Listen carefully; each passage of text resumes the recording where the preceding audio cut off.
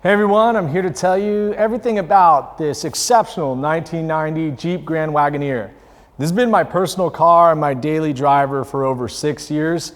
And as opposed to some of the other restoration projects that I've dove into and gotten way too expensive and big arguments with my wife, I chose to do this car over time. These cars are really special to me. I grew up in them. My grandma owned 3 different Wagoneers from 1978 to 1990. And I really kind of took a deliberate approach to how I was going to refine this car for what I was going to use it for, which is ultimately to be a memory machine for my family, to do road trips, and ultimately have the safety and everyday drivability that this car now has. So when I got it, it was a very good condition car. I bought it out of Arizona at a Wagoneer specific dealership. Got it home, drove it around, chased some warts out of that original setup and realized, you know what, this is not a very reliable setup. I'm gonna swap the motor. Opted for a GM Connect and Cruise LS, surprise, surprise. An L96, however, that was a heavy duty truck motor, 6 liter out of the Sierra and Silverado models. That thing runs on 87 gas and is super reliable, if not the most, it's not the most efficient LS package, I will say that much. However, I had imagined doing some towing in this rig, maybe an Airstream. You know, I've got some grand delusions.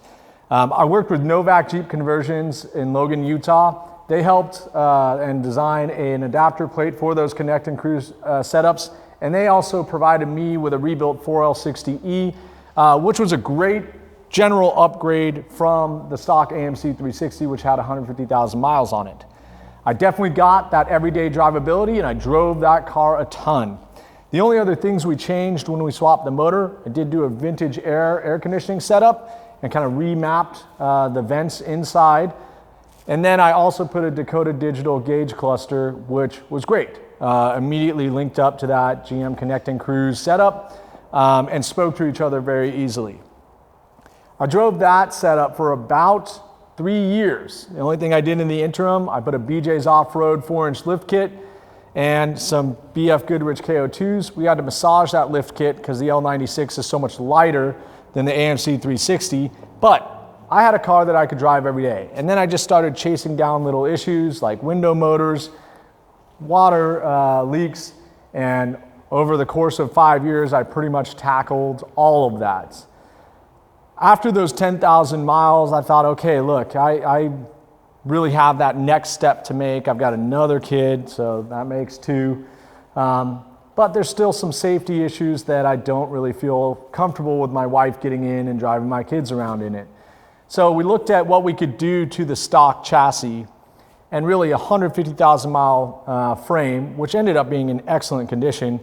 We would have to modify and do some links and accommodate the potential disc brake setup and some of the road manners that I was lusting after.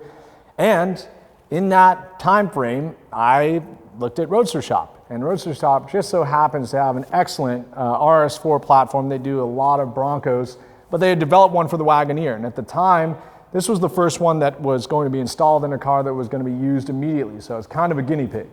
That RS4 chassis has solid axles, but a lot more linkage than the stock frame could accommodate. Brand new Curry axles as well with a little bit higher gear ratio. We've got a Dana 44 in front, a Dana 60 in the back. They're straight cut gears, so definitely extremely capable for 4-wheel drive. And again, retaining that stock transfer case. I also had to get a new fuel tank to fit in that new frame. Roadster Shop luckily sells one. It's a 22-gallon setup, so a little bit more capacity than the stock setup on this Jeep, at least from the factory, which is about 16 gallons and kind of side mounted, so the fuel tank goes to the back of the truck. That chassis also allowed me the opportunity to look at that 4L60E, which I wasn't very happy with. I had some reliability issues throughout those 10,000 miles.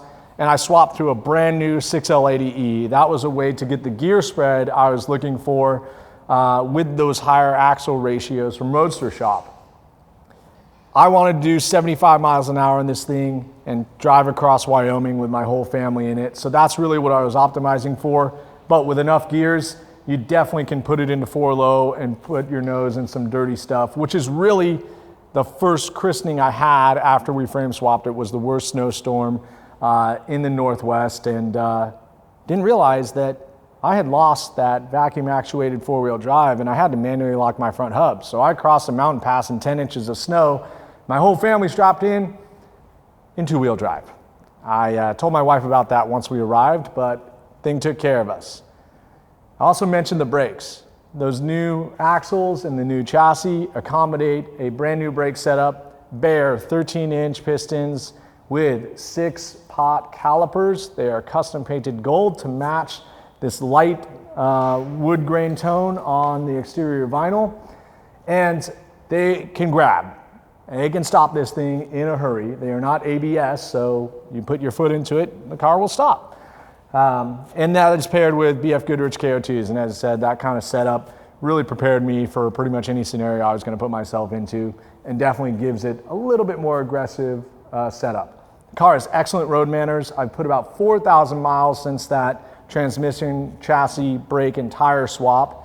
And as I was saying, man, this car has the road manners that I love. It retains all of its capability. I did the last phase of the project, which was the interior. Pretty much gutted the interior, pulled out all of the carpet that was in it, put in some Soundskins Pro sound insulation myself all throughout, installed a brand new carpet kit, had the seats sent out to Northwest Crafted where they reupholstered and installed new foam and maintained the corduroy insert. So it's got a very stock feel in the interior. Did swap a Cherokee wheel onto it. I prefer that over the monstrosity that was in these Grand Wagoneers. And really at this point, the car smells brand new. The seats are brand new. All the window and door and window felts are brand new rubber. So there's no water that's getting into it, which is different from kind of the moldy carbon monoxide smell that I endured for multiple years, hours, and thousands of miles. So I really didn't want to sell this car at all. Like, it is a part of my family.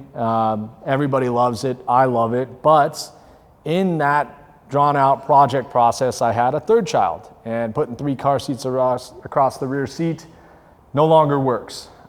So unfortunately, it is time for this car to go, even as it's about as dialed as I would ever be able to make it. I love this car. It's perfectly set up.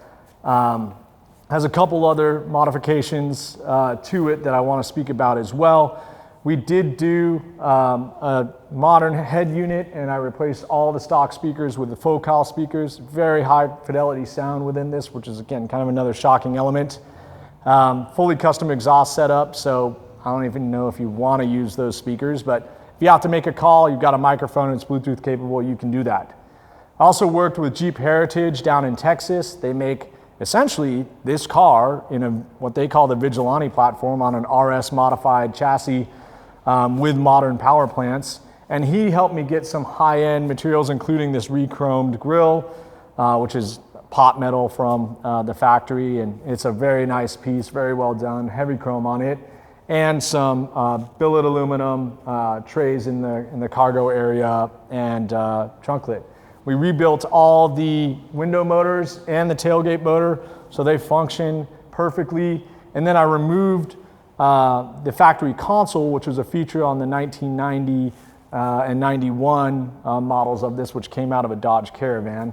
Just a factory overhead dome light, simplified it. The console wasn't very functional, and also did the headliner at that time as well. This car was resprayed under previous ownership.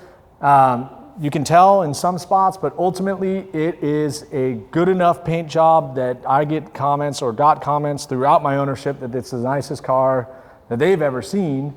And that's definitely due to my care of the paint system and keeping the paint looking really good. But it's also in a sweet spot of the car looks really great, it cleans up well, but it's not so precious that you can't use it, and use it is all that I did. This car has been on a lot of Griot's Garage marketing material, and again, it's been a part of my family, and I think most of our employees are shocked that I would ever let this go. But I do have the next Jeep already in mind. I'm a Jeep guy, as my dad was before me, and have these as part of my memory in my early childhood. This thing is ready to go. It's one of the best driving Jeeps I could ever imagine, and I spent a lot of time and energy perfecting it over time. Had some great help along the way from J-Rod and Custom. It's incredibly reliable, gets better gas mileage, and smells and looks pretty much brand new, with a little bit of attitude to boot. So, if you've been looking for one of these and don't want to wait, this thing is pretty dang refined and is ready to go. In particular, if you have a perfectly sized family and a couple dogs to throw in the back, this will be good to you for a long time to come. Thanks for watching. If you're bidding in the auction, good luck, and I'm sure we'll be in touch.